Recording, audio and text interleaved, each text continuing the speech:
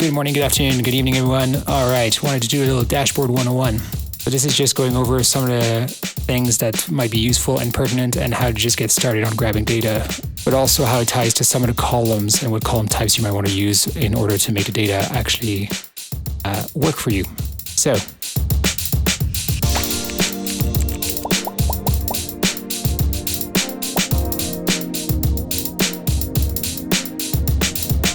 okay, so there's really two ways to create dashboards. You can make a dashboard for a single board by going to the Views menu, which is these menus up here. If you click a little plus sign, you get the menu. Then you select Dashboard from the drop-down. And then you get a dashboard, and you can create a dashboard from that singular board. The other way, which has been around longer, you can go to the Add menu in the top left corner of the screen. Then you go New Dashboard. Name your dashboard what you want. Let's just call it Best Dashboard Ever. Go ahead, create board. So we've selected a few boards for our dashboard, and you can see now it's showed up on the left, but this one includes data from multiple boards. And you can see I have 4 connected boards here in the top left corner of the screen. If I click on that, I can see which boards I have. So I have a leaderboard, which is test board, and then some of the CRM default boards. So this is all just the Monday Sales CRM template. So you go ahead and press done. Now, a dashboard in Monday consists of widgets, probably pretty similar to a lot of dashboard software out there. So you can go ahead and press the big Add Widget button or the one in the middle, whichever one you want. And this is where there's a few things that can probably be helpful to get you started on things. We're going to look at the charts. Go ahead and add that. Then go add widgets. Numbers is pretty useful. And we're going to go ahead. Gantt chart, I will look at in a separate video because getting that to work the way you want can sometimes be a bit challenging. Battery is pretty cool in terms of statuses. One that often gets missed that I like to add is actually the table. I'll explain why in a bit here. Between these sort of 4 is a good place to get started in making things look decent and making things usable. Now that you have your dashboards, obviously you have no idea what data it's deciding to pull on. You can probably deduct what it is, but you got to do that for everything. It's going to be a bit of a long process here at every meeting. So to change the settings of a widget, you go to the top right corner of the widget, give you more options, and you can go into settings. And this will show you different chart types. So if you want to have your pie charts, it's kind of cool. Depending on the size of your widget, it will show the names on the right-hand side here. It doesn't always show it though, but you can hover on it and it will. So, then you can tell it what it's pulling. So what it's pulling from to show you that data in the chart. These menus below the chart type, that's going to be, in this case, labels, values, more settings. Well, labels and values in this case. These 2 menus actually change depending on a chart type. So go to chart drop down, and let's say we use lines instead. Now you can track something. In this case, it still has the same value on the X's, so it doesn't make too much sense, except for the status that's got the most in there is on the right. If I close this, now you can see I have X-axis, Y-axis, benchmark lines, and then I get to more settings and so forth. The first thing you want to do with any widgets is see which boards you're pulling data from, because maybe you don't want to pull from all 4 boards for this one widget. So you can go into boards, and as it kind of states on the right-hand side, you can select the boards, pretty obvious. You uncheck the ones you don't want. So let's just go with legal requests, and we'll see what we have to work with there. And then you can choose groups if you want to be more specific. I tend to, so like let's say this is for a client and I want to filter all the data. I don't use this to do that. I use filters at the board level generally, which I'm going to show you in just a minute. Okay, now that we have our data in there, for example, and we selected what data pool we want to pull from, we then have our X-axis and Y-axis. So if I go into my X-axis, probably do it by some kind of date. It's legal, there's always dates involved. Then you can choose whatever breakdown you want to have, a week instead. In this case, we'll go month. You can see what it's just counting things, but we don't know what it's counting, so we can go to our y-axis and just counting the items in there.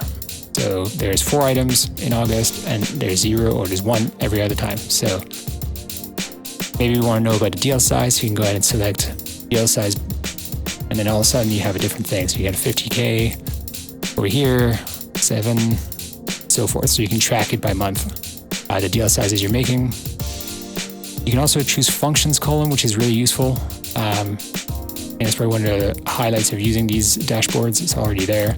And you have mirror columns. Right, choose deal value. And you can see you can have all of them in there. So you can kind of compare multiple data points against each other, right? So you can see, for example, here there was no deal value. However, there was a proposed deal probably, so the deal size was 25,000. Something like that. And you can kind of layer your metrics in one dashboard. The last thing I want to show in here, obviously there's other things you can explore. This is just getting you started with things. More settings allows you to choose if you want ascending or descending, depending on what you have on your x-axis or y-axis. You can also show the top values, which is pretty cool. And then the benchmark line is pretty dope. So if you can say like, you want on average to make more than 20,000 a month on your deals, you can put 20,000 in here, and it just sets a line here, and you can label that. So you can say minimum a deal. There you go. So then you can see where you've hit your target and where you haven't. I also just want to mention you can actually add widget specific filters. Right over here, these work much like filters in anything else. You have your sort of smart filters, and then you have advanced filters. And you want to make sure you save your filters, because otherwise you have to redo all of it. Cool. Once you've done that, all right, let's go ahead and close that. Now you can see my widgets updated. The numbers widgets, always useful just because you can show pertinent numbers. Again, we go into top right. We're going to go into settings. And then obviously you can select numbers from a specific board. In this case, let's just go into deal size. And then you can also count the items, whatever you select. You can also select sub-items. And then if we go into the more settings options, this is where it's a bit like having a summary in there. So you can add your own value. And I think that's where it's pretty useful to have, because you can just add, and you can choose your functions. So additionally to a few other settings, as you can see there. So a certain, maybe we're like using burgers as our currency. That to be on the right hand side, and close that. Now you have that consistently there. That's about it with numbers, but it's just a useful one to know that it's there.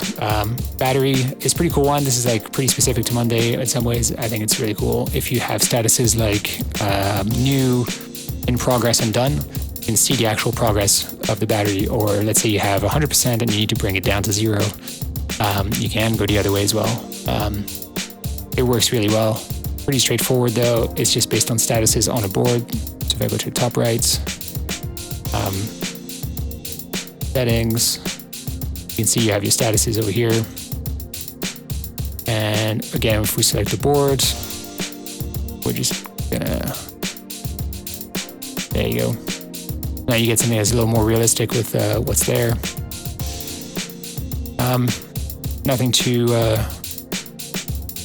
Nothing too complicated in this.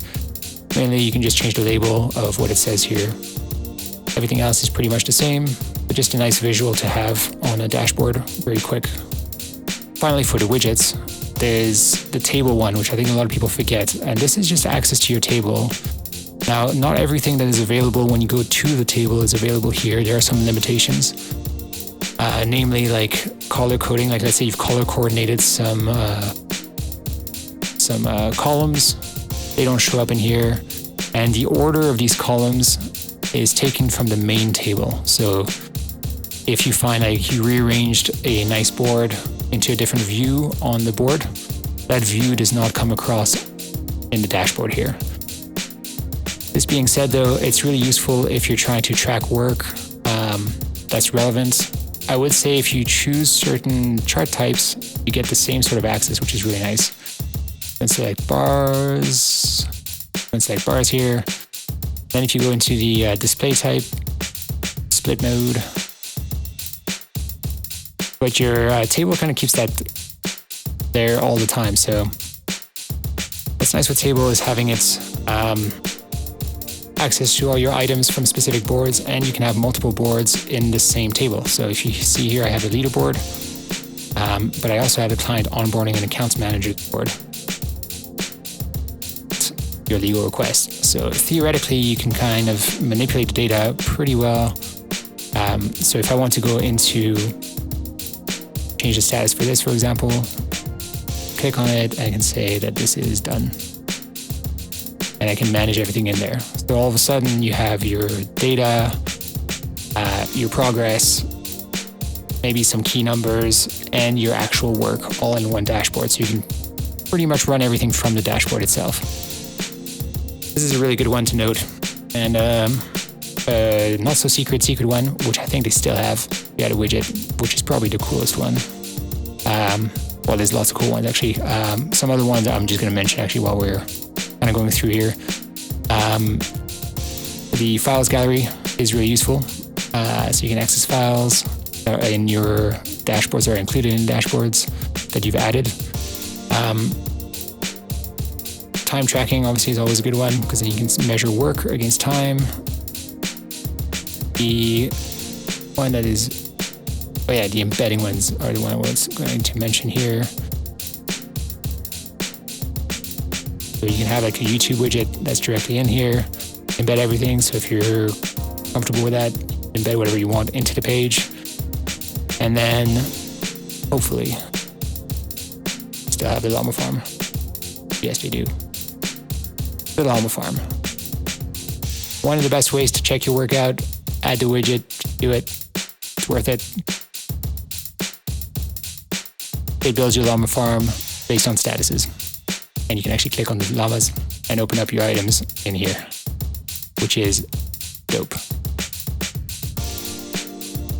And those are probably some of the widgets I would recommend. Obviously that one, the most recommended farm. This being said, a couple more things on the dashboard. One that people care about generally. One, your board filters. So if let's say I want things to apply to all the widgets, but for a singular board, I have my leaderboard here. Let's just change our legal requests, and maybe the deal size has to be equal or greater to 20,000. Otherwise, it doesn't even make dashboard. Save filters, and all of a sudden you see that this got changed. Anything else that's relevant would get changed as well. This makes it easier to copy the dashboard for other clients. Let's say you have you make a dashboard for each client, then you can just change the filters here and it will apply to all the boards for all the things. So strongly recommend that. Then you have your sharing functions, which you can manage pretty simply. You can also give view access only, which then obviously does what it says on the box. And then a cool thing they just added recently, you can change your live data to be on or off. So that means that you can load the data only when you actually access the board. Does it actually go and fetch the data rather than keeping it live data? So if you're running this continuously in a browser, for example, and it's like a live feed, you might want an update in the moment. If it's something that you just access once a week, you can turn live data off. And when you do that, that means the data that it pulls will be smoother. It's just super smoother loading time really on that. So it's pretty dope. And then you can export to PDF in here, schedule notifications based on things, kind of what you would expect out of there. All right.